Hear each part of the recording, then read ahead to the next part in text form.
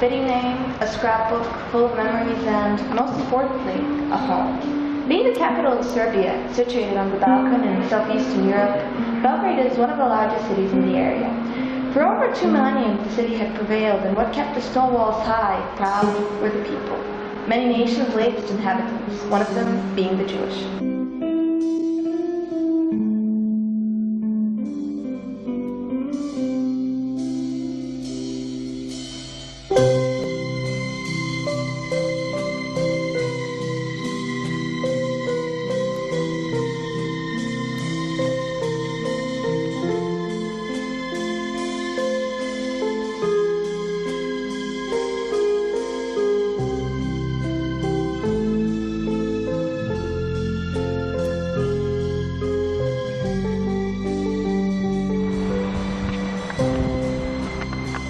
The feats bringing together various cultures in a single city, however, wasn't infinite. Kiev, which first stood in a safe distance from, well, everything soon took its toll for all the years it wasn't present. For all the years it floated with smiles and unity. In order to tell the story properly, we must go back into the somewhat early 1900s.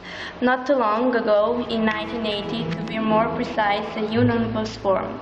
A union between Slovenes, Croats and Serbs. The ruler, who found himself at the forefront of the parliament monarchy, was both its king and the person who proclaimed the kingdom in 1918.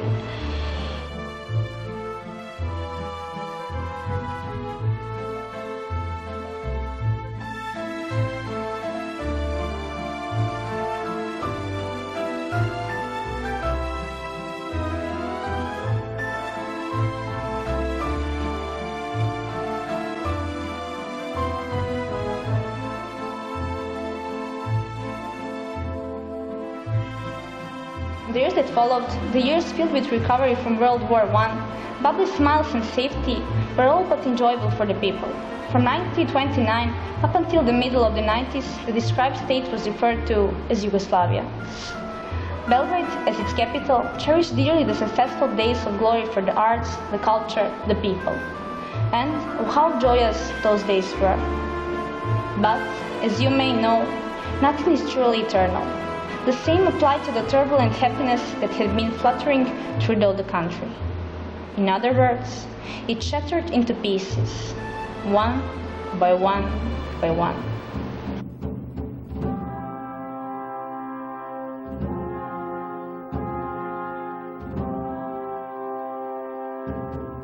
So, firstly, a crack came to be.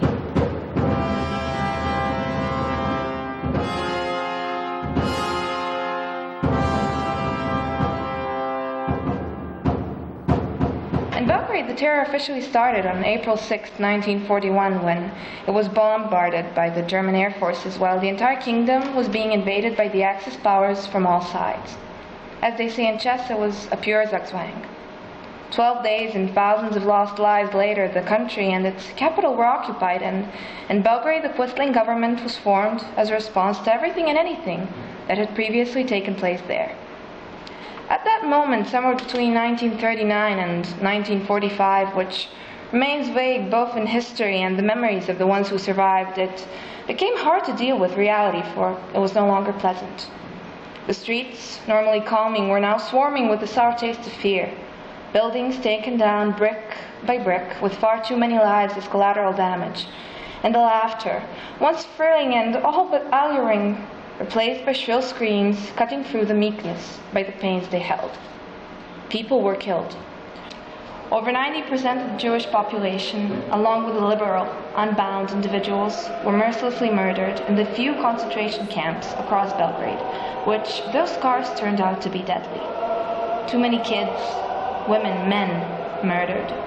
Age was but a number to the Germans, and, though it may sound delusional, life turned livid. The skies did, the people, the government, everything.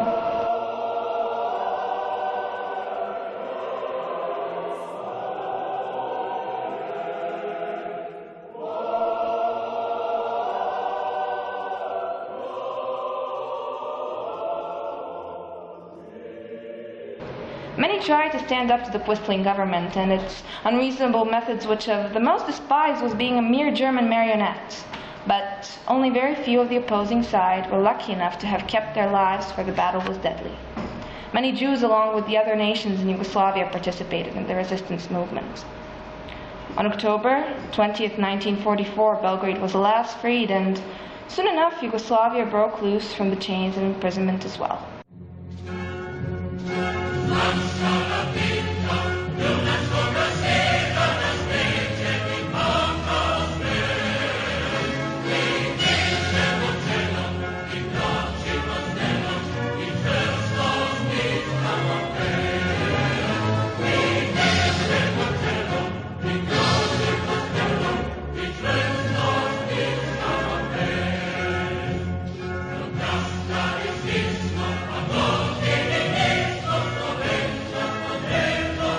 Even with the aftermath that followed, blazed by politics and other inexplicably complicated terms, Belgrade was still ruined, or rather left in pieces like a forgotten puzzle.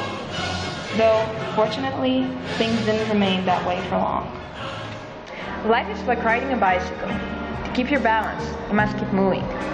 The words of Albert Einstein couldn't have turned out to be any truer in those relief-filled days. As I said before, time continued along, pulling into the brochure or eternity as it did. And the world changed.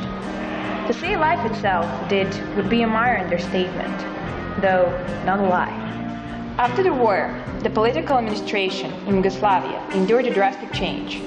A one-party state was formed with its communist orientation. By 1948, Yugoslavia had already severed all ties with its Soviet influence.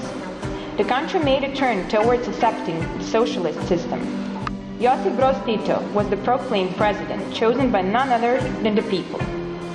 Nothing happened immediately, quite the contrary. The recovery was yearly long, so the renovations began.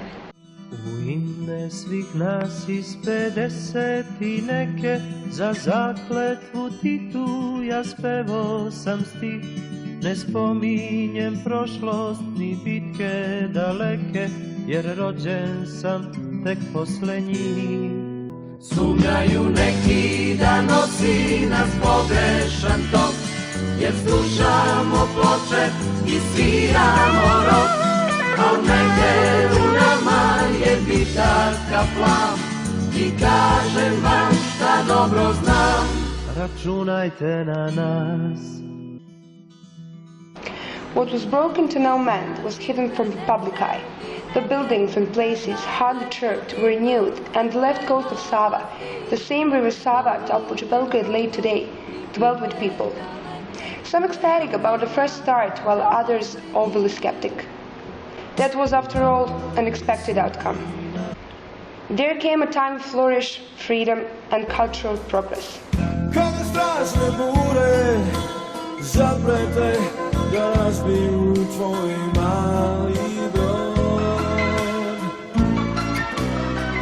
kada reči šture pokušaju da nađu izgovor, jedna ruka traži te i želi da ti da dodir nežnosti za bar milion godina. Nikad nema se s tobom neko je, ko želi ljubav da ti da, deo svome toplog sna. Nikad nema se ljubav jača je, deca u nama znaju se, pravi put u nove sne. In 1991, however, Yugoslavia fell apart.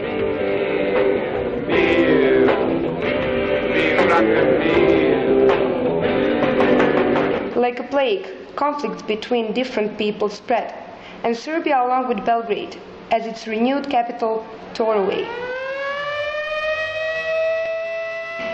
As though fate had turned its back on the mentioned city, only a few years later, in March 1999, bombs dropped from the dreary sky instead of spring rain. Terror, as expected, ensued. Luckily, the dark days faded.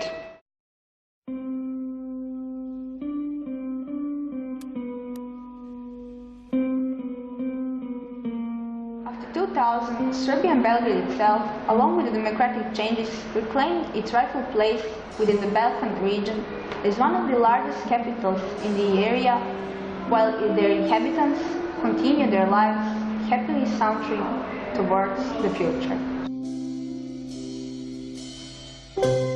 The touching, above all true story of the Kalic sisters brought together a group of peers attending the Belgrade High School with its sincerity to dig under the surface of Jewish history. The movie inspired teachers to replace lessons with vivid testimonies, students to learn and explore on their own. It connected schools from America and Serbia, all but half a world apart, bringing together Jews, Orthodox and Catholic Christians in a loving collaboration of harmony. In other words, it achieved the impossible.